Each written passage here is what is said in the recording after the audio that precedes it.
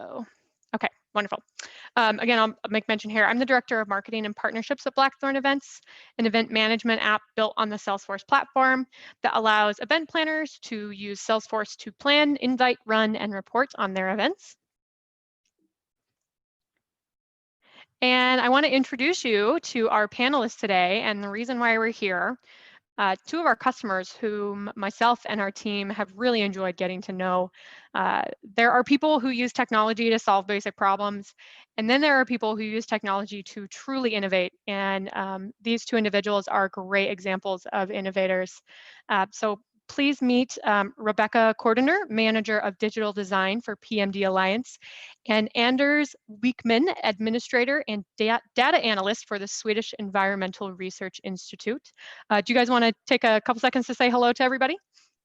Hi, it's nice to see everyone. Yeah. Wonderful, thank you guys. Rebecca and Anders are going to be sharing more about their organizations and telling us directly about their virtual event success today. Through an interactive round robin Q&A session. So we have a few questions for Rebecca and Anders, and they will take a turn answering and showing some visuals to help tell the story. And at the end, we'll have time for our guests to ask questions to our panelists as well. So please don't hesitate also to ask questions in the chat during the conversation, and we'll answer them at the end, if not beforehand. I wanted to also make note too that this is being recorded and we will be sending the recording after today's presentation. So let's get this party started.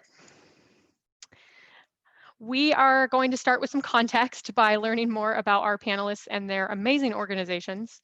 So in your own words, go ahead and tell us about your organization and the mission. And let's start with Rebecca first, and then we'll move to Anders for these questions.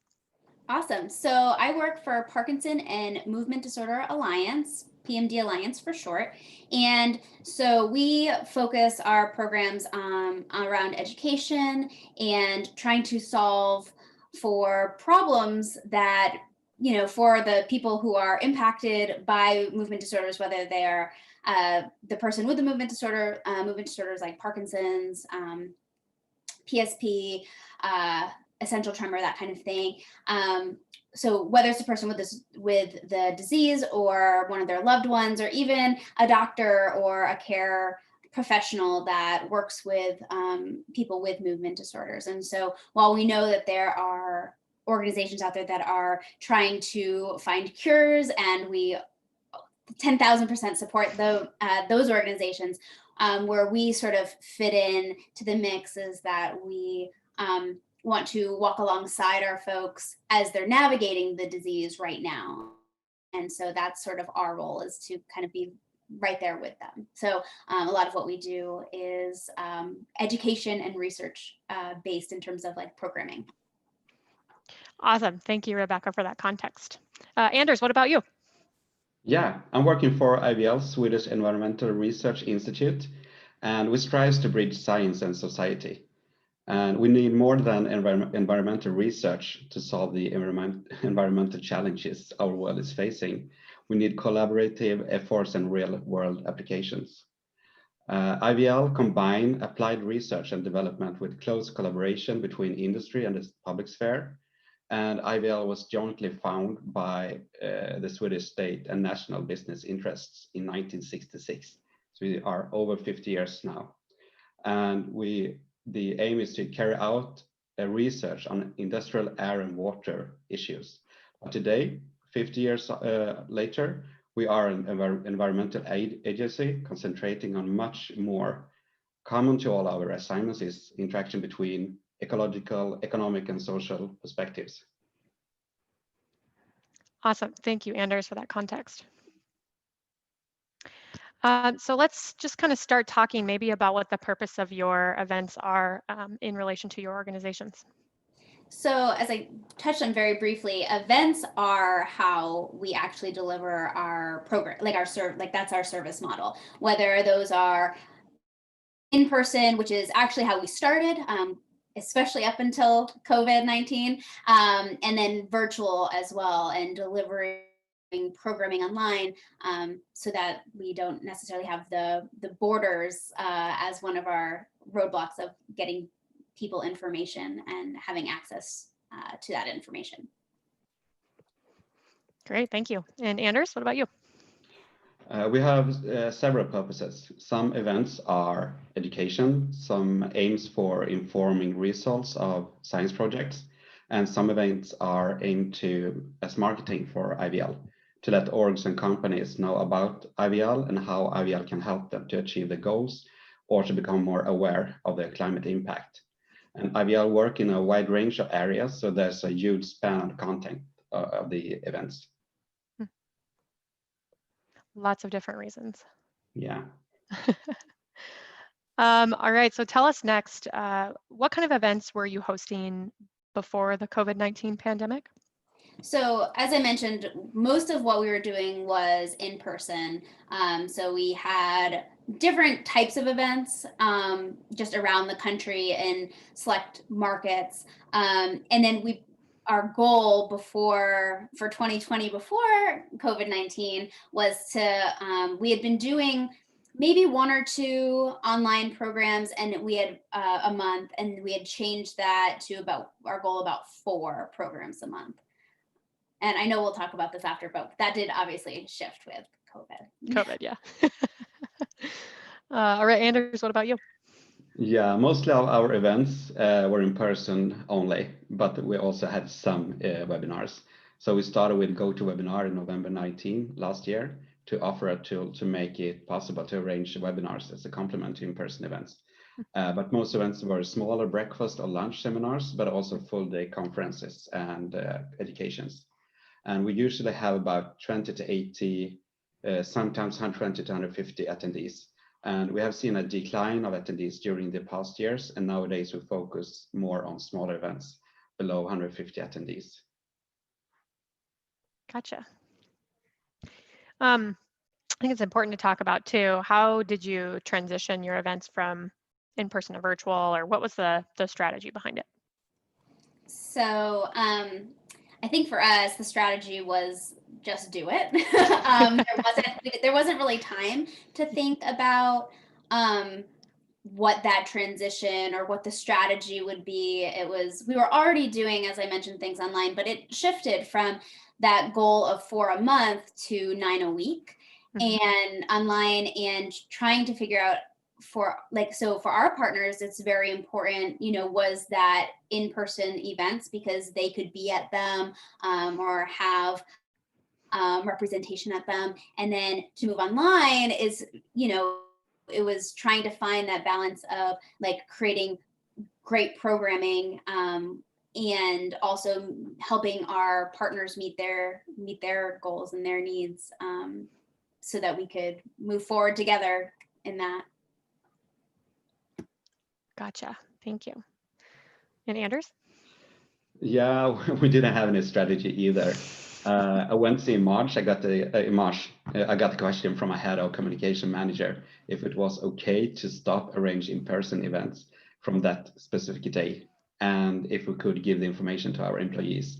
And as I already had an automatic workflow from Blackthorn, Salesforce to GoToWebinar and back again to Blackthorn and Salesforce, I said yes without hesitating, but I did really regret that at first, because I had no idea that there were so many workshops planned, and as they were not in Salesforce. So these events and workshops also needed to have breakout rooms, and GoToWebinar doesn't allow that. So the next 2 days I searched for alternatives and found out that Zoom would be the best alternative. And it turned out to work out very well, but it was tricky to do all this support by myself. I went from just a few events a month to several events a week, and sometimes several events the same day. So after 2 months, I got help from my IT team, and everything turned out to be much better and easier.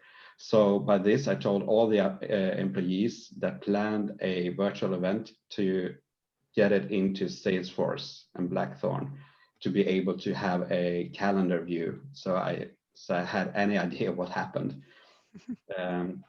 We as I said, we didn't have any real strategy. We just made a change, and it turned out well. It was kind of tricky, but we had to do it, and we are very glad for that today. So we didn't want to cancel any events, and it was a very good learning period for us. And today I'm very glad that we did a change. So my advice for you that haven't made a transmission yet is just go ahead and do it. Not that dangerous.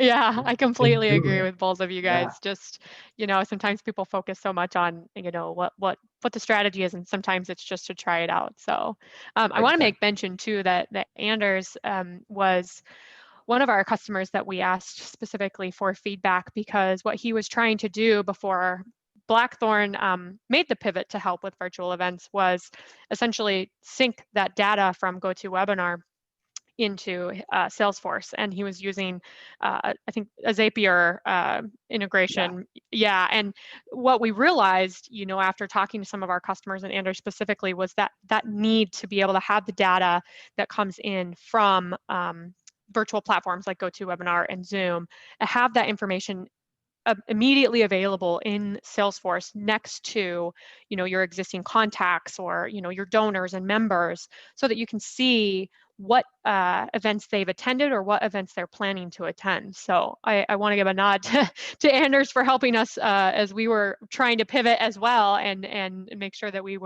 had an event solution that could help our customers during the time as well.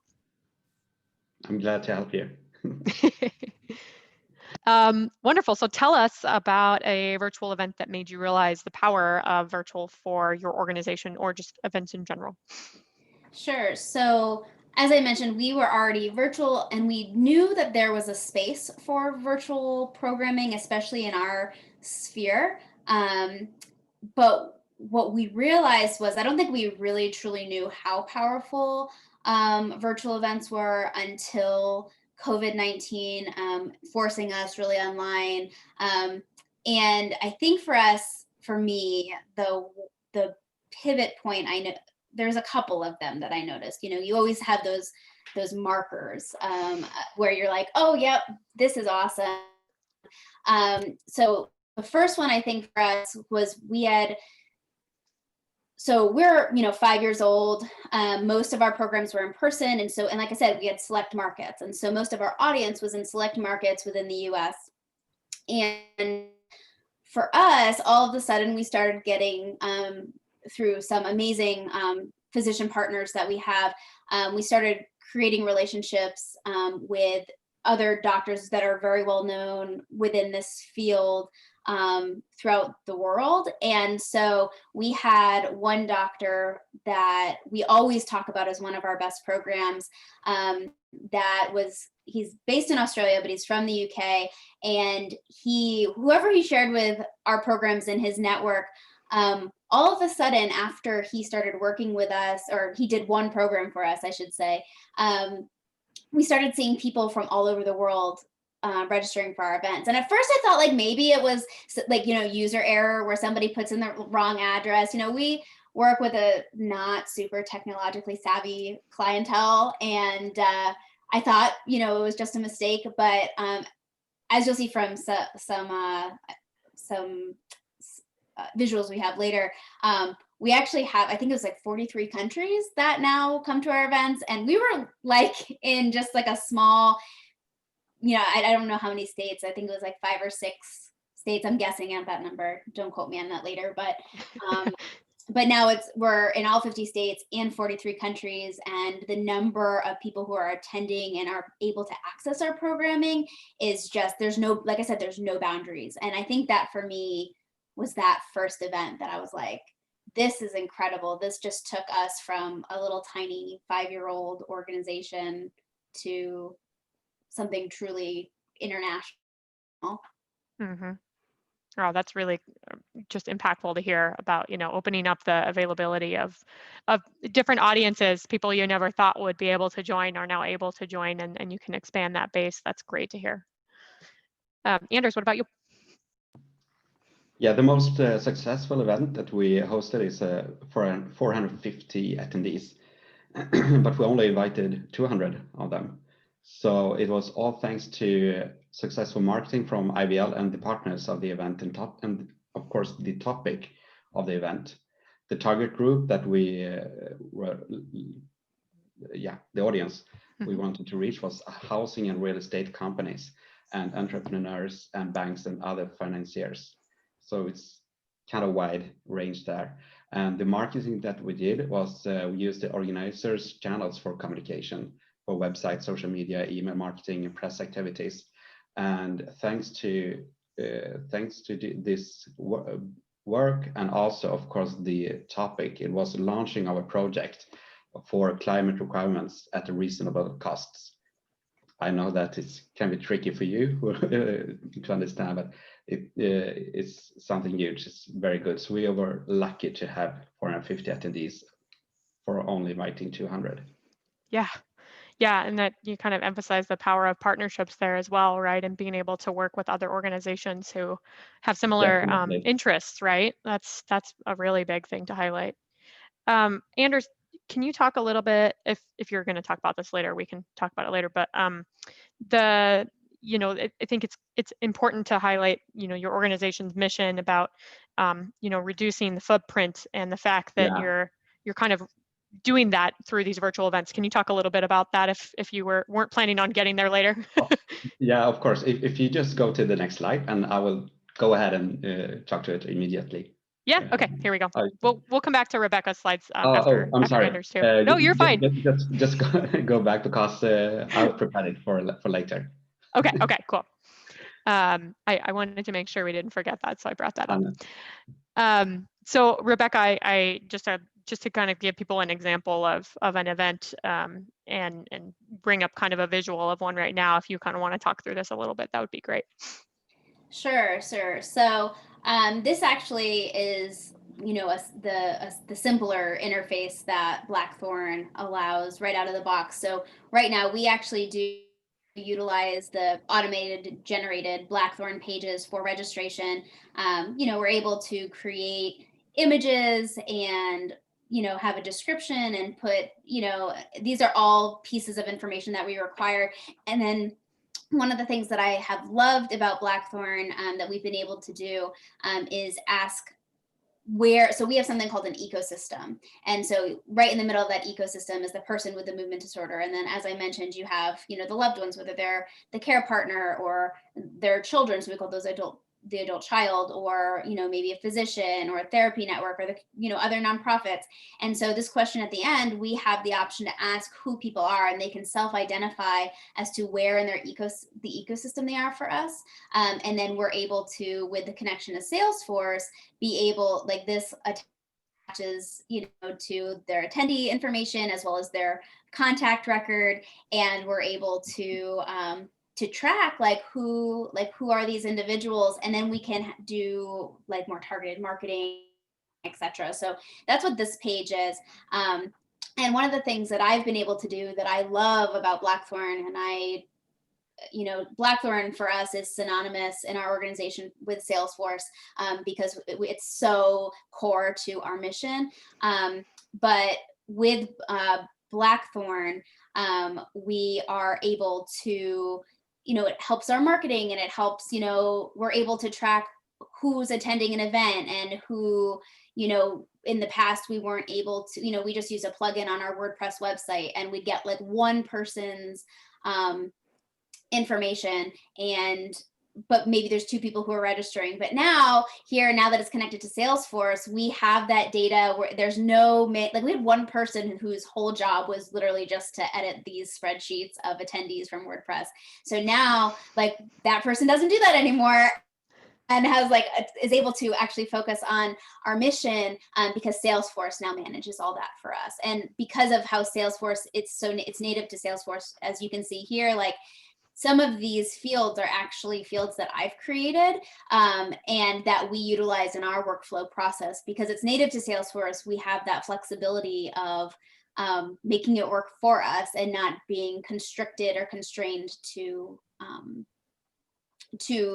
what is right out of the box, which has been truly the best piece of the software, in my opinion. Well, there's a lot of best pieces, but anyway, I'm getting ahead of myself. That's okay. This is great insight. Thank you, Rebecca, for kind of walking people through just an example. It's always good to kind of see the visuals to connect the larger idea. So yeah, this is a great, this is essentially our event page in Salesforce. So, you know, the solution comes with event templates that you can then customize as Rebecca was mentioning. But this is what you would see when you're in Salesforce looking at your actual event. And then the event page URL gets automatically generated. As you can see, it's right here. And that's what you click on then to be able to see the view of the event landing page. So kind of a neat thing. You don't have to do a bunch of design and setup on the pages. It's kind of already set up. And we have 2 different template options as well. A third coming down the pipe soon too, to give people more flexibility as to the view of these. And Anders is going to talk a little bit more about another way that you can bring the landing page onto, or pieces and parts of the events onto your web page as well. So I think that cues this in really well, I guess. Anders, if you want to take over from there. Definitely. Definitely. So the to the left, you see our website, and inside our website, we have placed the code from the data loader from Blackthorn, the script. So it's seamless on our website, but it's still in Blackthorn. But if you go to our website today, you won't see it like this, because this is an update that will come in 2 weeks. And what we're going to do is, as I said, we're going to have the script loader. So we just place the small URL, the ID of the event from Blackthorn into our CMS system. And then we take the metadata from Salesforce API to place on our website. So it's searchable for Google and other search engines, and makes it also possible to use our own calendar functionality on the website. So we get the name and the date and time, event ID and summary. So it's searchable from Google, and it's also searchable on our website. And it's just a tiny little script from Salesforce API, which makes the whole difference, together with the data loader script from Blackthorn. Yeah, that's great. And we are loving seeing what Anders is coming up with here. And we were talking before we joined the webinar, Rebecca and Anders and I were, these guys are going to meet later and kind of talk through more of this availability, because being able to have that option to, you know, embed pieces and parts of your events into your own view or event view through CSS and through those scripts is becoming very popular. You know, people want to be able to show their events in a certain way, and Blackthorn now has the availability to do that, and also very importantly be able to still have that searchability and what Google you know, can help people find by being able to see the information on the page as well. Exactly, and this data loader script is quite new, isn't it? Yeah, it is. It's just a few months. And a few months ago, we were thinking about, okay, shall we grab everything from the API and spend lots of money to make that? And as an NGO, you don't have that money. So this is it's a game changer. It saves so much money. Yeah, a lot of dev work that you don't have to go through. Yeah, definitely. It's something that we wanted to do too, and it's going to save us a ton of money, because we had the same thought of like, maybe we just grab everything and just create an integration. And this has been this is something most websites can do without having to pay a dev a lot of money to implement. Yeah, that's right. Well, thank you guys for talking through that. That's great. And then just showing really quick here too how Anders sees you know, his event view in Salesforce as well. It looks very different from what, you know, what you saw with Rebecca's, because of that flexibility to kind of customize event templates to really be what you need it to be in order to view the information. Exactly. Awesome. All right, we'll roll right into the next question here. We got hung up on that one because there was a lot of good stuff in there. So tell me about from a metrics standpoint, right? Well, let's talk through how either that event was successful or how your events in general are helping your organization with your overall goals. Sure. And I actually think, I was going to say, I think we have a slide for that. So perfect. So this is actually just one small glimpse of our impact. So we call our online programs NeuroLife Online. So if you see NeuroLife Online Reach in that big box sort of in the middle, we've had, and this is actually this isn't even as of today, this is as of, I think, several weeks ago. So as I mentioned, we had started with the goal of 4 events a month. And so, I think it was about 50 to 70 events we were guesstimating depending on how things went. And so this is since March. We had done 168 events, which is much more than we had been anticipating. Since March, we've had 20,520 attendees from 50 states, 43 countries, and on those 168 events, we've had 158 expert clinician speakers. So these are, as I mentioned, doctors from all over the world. We've actually had some of the most famous doctors in the field on our programming, because once we started doing more virtual events and our name started getting out there, we actually had one doctor who has been on like TED Talks. I mean, so just super, super cool. One of the things that we also do, and I don't know if we've talked about this yet, is we actually do our programs in this meeting platform, just like we are doing today. We don't use the webinars. And part of that is that we want people to be able to connect, and we want them to be able to see each other. Almost all of, you can go usually through one of our programs and you can have just pages and pages of people's videos, and they can message each other and they can ask questions. And so that number was, since March, just the different questions and discussions on topics we've had just in our chats alone. Our physician advisor, Dr. Ospina, who's been with us and for a long time and has been a part of a lot of our live events, she actually has people who she tries to schedule doctor's appointments with them, and they'll say, I can't do noon Pacific. That's usually when we do our programs, not always, because I have lunch with PMD Alliance, and she gets that from several of the people who attend her practice and have her as a doctor. We've seen email subscriber growth as well. And we had a pretty large email distribution list. I mean, we're talking,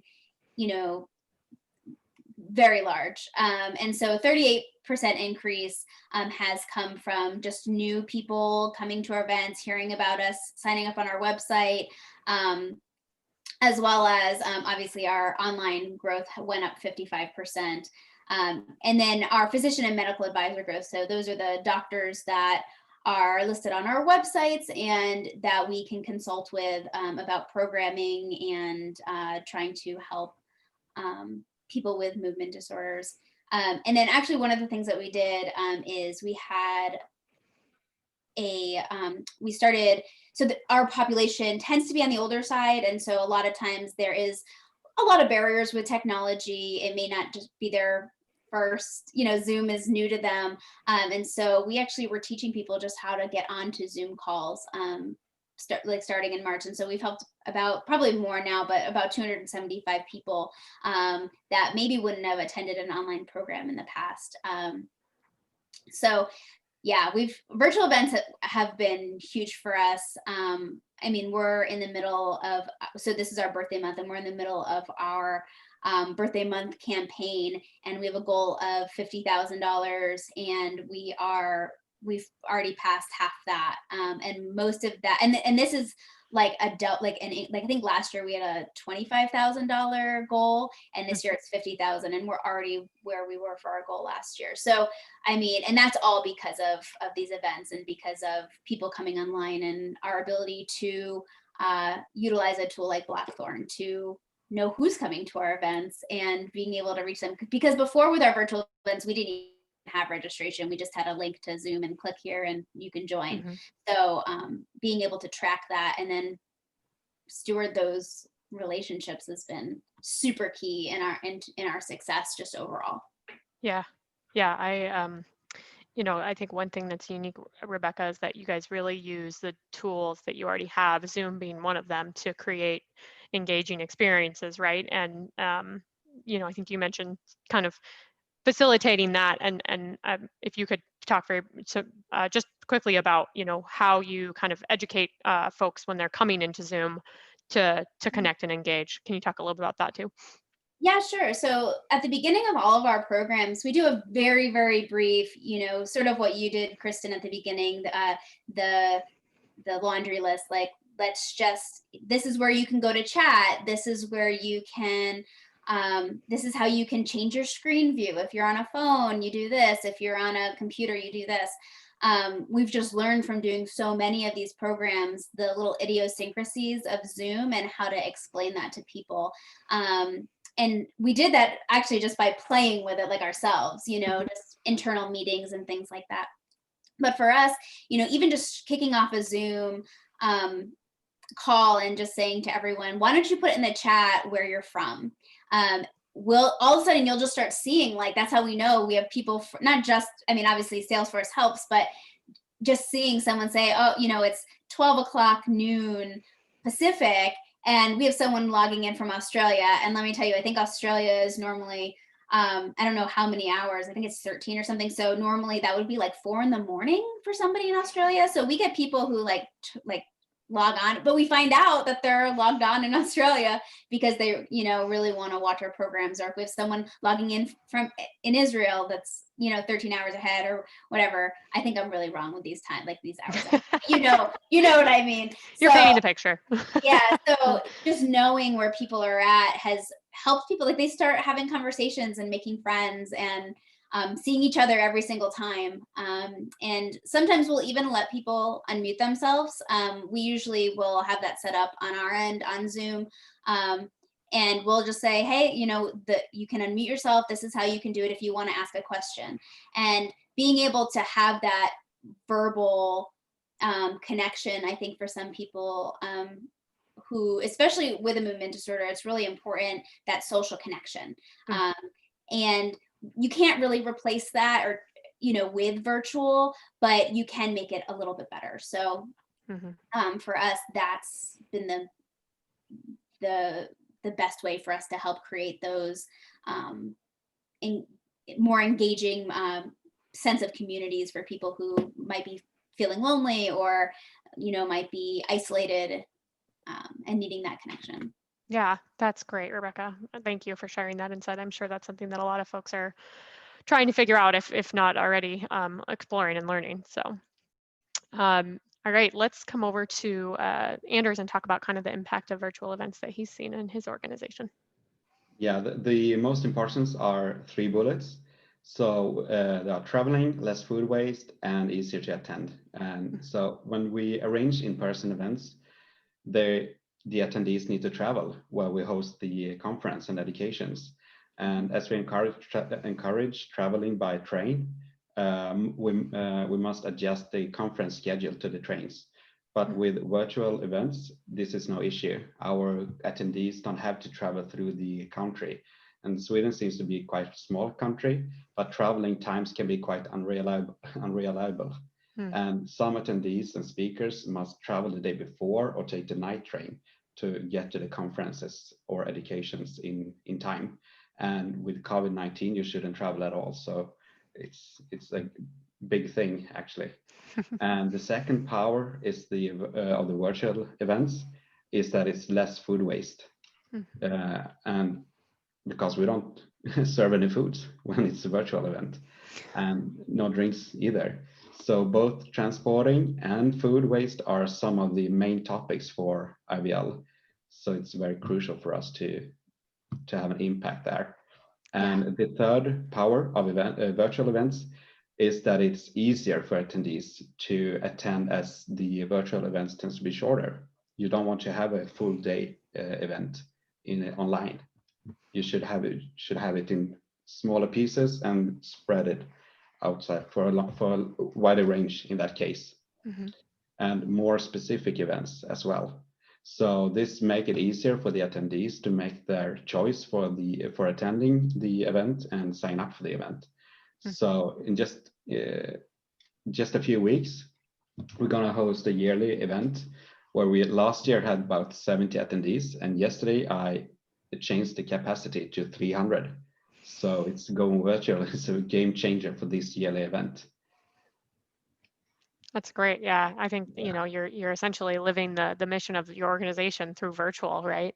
Reducing the amount of food waste and the amount of travel, and um, and that's just so crucial. So it's great to hear kind of a little bit more about how these Yeah. events are really helping both of you make an impact, and really truly live out the mission of your organizations as well.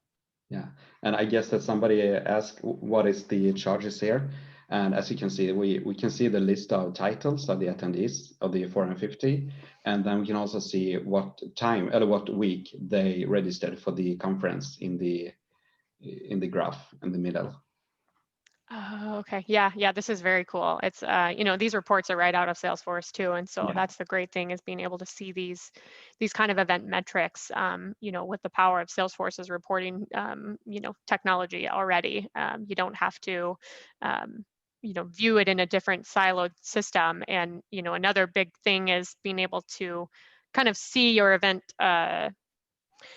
success related to your goals as an organization too. So because everything lives in the Salesforce database, that can be possible now. Yeah, it's a big difference to not ask the supplier to, can you do this? Can you do that? Oh no, they can't. So with Mm-hmm. Salesforce, you can do almost anything. It's great. Very cool. All right. Lastly, I think, well, we've kind of been talking a little bit about this throughout. So, but if there's any other things too that you guys think, why are Salesforce and Blackthorn events key in making your virtual events successful? So, I mean, I love Salesforce. So I totally drank the Salesforce Kool-Aid. So I'll probably just tell you Salesforce for nonprofits. If you have the right people helping you mold it, and finding integrations like Blackthorn, or having someone on your team who gets Salesforce. Even like I said, we're a small organization. We're 5 years old. I just happen to have been an admin for several years when I started with the organization. But it does make a difference because as long as Salesforce is so moldable that you can make it truly work for you, as long as you have somebody or a company that really gets you and your mission and what you're trying to accomplish. And for us, Blackthorn, I think I already said this, Blackthorn and Salesforce are synonymous for us. They're always like, can you add that to Blackthorn? They don't say, can you add, sometimes they'll say Salesforce if it's something that's not related to Blackthorn, but it's usually, can you just add that to Blackthorn? Is that in Blackthorn? Can we, and it's always about Blackthorn. They're considered almost the same tool. And for us, it is equally as important. We're able to connect our donations and see, like, pull reports as to, how maybe an event it is related to a gift that was made, or a number of events was related to gifts that were made, or being able to see how many people send it. I just pulled a report this morning that was like, how many, pull a list of all people who've attended this kind of event. And Blackthorn, because it's native to Salesforce, because there are fields that relate. I mean, you're able to pull, fields that are identifying based upon the type of event that that you're looking to do. Or for us, we have automations that work in the background that check boxes off, or flows that update numbers on different objects and things like that. And so for us, it really helps all of our systems work together. And if you look at our IT systems, Salesforce and Blackthorn tend to be at the center of that for us. And I don't know if you agree with me, Anders, but I mean, I've been working with Blackthorn since I don't know, like a year and a half now, I think is how long we've been with Blackthorn. And Blackthorn is a young company, but I truly believe with just the growth that I've seen, the support and from the staff who truly are not just selling me a product. I'm used to sitting on sales calls with people telling me all the things that their product is going to do. And sometimes it does that, and sometimes it misses the mark a little, and sometimes you get a little bit more than you bargained for. And Blackthorn has been like 10 times that for us. We've gotten way more than we thought we were getting with Blackthorn. I still remember getting off the call with Joe and being like, he's probably just selling me, and he wasn't. It really was what I was promised and more. And yeah, so it's just made everything, I don't know, it's made integrating Salesforce in our team, it's been vital to that for us, because everybody uses Blackthorn. So because everyone uses Blackthorn or has a need to use Blackthorn or find information from Blackthorn, they're using Salesforce. And so now the other tools that we have connected, emails and contacts and doctors, and I mean, just everything ends up, people are using it because they're using Blackthorn. And so anyway, I could go on. I probably should just like stop talking, but I'm excited to see where Blackthorn grows, and I'm really excited to be a part of that journey with Blackthorn, because you guys have it's just above and beyond what I thought a product would be able to do for us. So Wow. Well, thank you, Rebecca. I really appreciate that. And it's amazing to see what you guys have been able to do with it too. And that's honestly the reason why we do what we do every day, and why we continue to improve our products based on, what the needs of our customers are. So, Anders, what about you? Yeah, I was just looking in my old schedule to see if, I guess that it's this week actually that we went live with Salesforce for 3 years ago. Oh, happy Salesforce I guess anniversary. yeah, I guess it should be this week. I had plenty of educations for my employees, and 1 year for Blackthorn. So And happy Blackthorn anniversary. exactly. So before Blackthorn, we had a virtual event functionality. I set up my own integration with using a third-party tool, as you said, Zapier, to connect the Blackthorn Salesforce with GoToWebinar. And thanks to Salesforce, this is possible because Salesforce is so easy integrated with other systems, and there are plenty of apps and functionalities. And you just Google and you find lots, and they don't have to be so expensive also. So it worked out well for GoToWebinar, but with Zoom, I never had the time to get started with building an integration. And as you said earlier, that we had a meeting, and you told me that you were going to make the same integration almost, but not using Zapier, but it's more stable integration. So I'm really happy about that. But I was kind of in love when you told me that, and so I do it as almost the same as before, but today when I copy and paste the URLs, but the difference now is that I can see who attends the events, and that is perfect to use Blackthorn, sending the invitation, the confirmation email and the join link in the email, and seeing who attends. And I still haven't tried the full functionality integration for administrative Zoom from Blackthorn inside Salesforce, but I really love the functionality. It will make my life easier, and all the employees as well. We have almost 200 users of Salesforce, 220 users, I guess. So it's quite a lot. Yeah. But there are not so many users of Blackthorn, unfortunately. Yeah. But more Salesforce than Blackthorn users. Yeah, I guess it's like 30 to 100 people, employees. And the one of the best things with that Blackthorn is 100% native in Salesforce is that they use Salesforce totally. So I can, as you saw before, I can do my own reports. I can see my own reports for when the invitation are sent and confirmation and emails, and I can also see the titles of the attendees and their organizations, and we can see if we have any business case or something together with the account. So I really love that it's native to Salesforce. Yeah, that's kind of why we started the way we did. The problem that we're solving is making, the event management easier, and through, a system and a CRM that organizations are already using. Why not manage your events right next to all of your other communications, in Salesforce, and be able to see those events too, because those are a very important and relevant piece of engaging with your donors and members and audiences. So Definitely. thank you, Anders. All right, so this actually worked perfect. We have a few minutes for Q&A for anybody who wants to ask questions.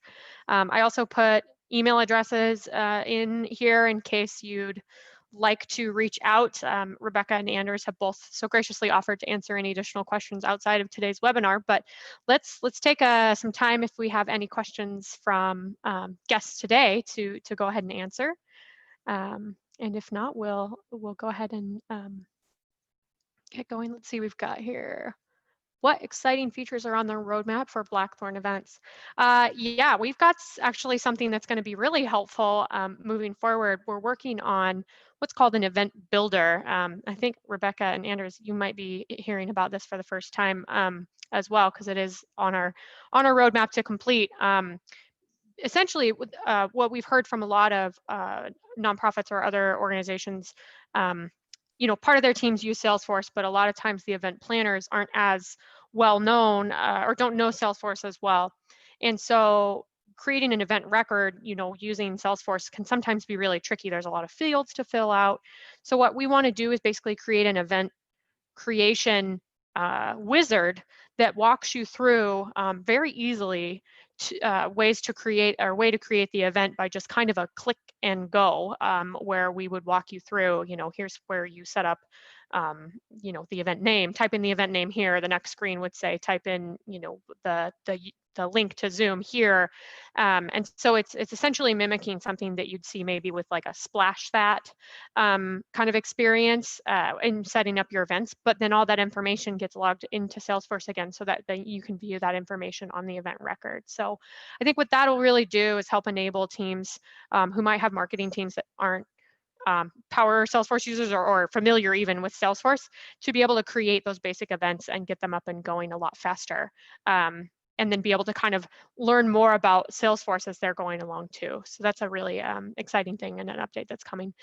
Plus a lot of other great things that I'm sure I'd love to talk about more with Anders and Rebecca and let you guys know of. But yeah. Oh yeah, yes, thank you, Anders. The email template builder, I guess I should mention that too, is another easy way to create emails in Salesforce. You know, if you don't have a marketing automation system like Pardot or Marketing Cloud, you know, a lot of times you have to find someone who knows HTML and CSS to modify the event templates that we provide out of box. The great thing about this event build or the template builder that we have is that you'll be able to use what's called like a WYSIWYG editor. So what you see is what you get to drop sections into your email and basically create that email and a lot easier than having to actually go in and code with HTML and CSS to code and create that email. So it's going to be it's another very helpful way to easily get emails created, like invites and reminders and things like that. Awesome. Well, I think that's all we have for questions. So we'll go ahead and wrap it up. But thank you, Rebecca, and thank you, Anders, for joining us and sharing your insights about your organizations. It was wonderful to hear about all that you're doing to help your members and your communities with your missions. And I'm looking forward to learning more and growing more with you guys and continuing an awesome relationship as we go forward. So. We too. Wonderful. All right. Have a great one, you guys. Thank you. Thanks. Bye.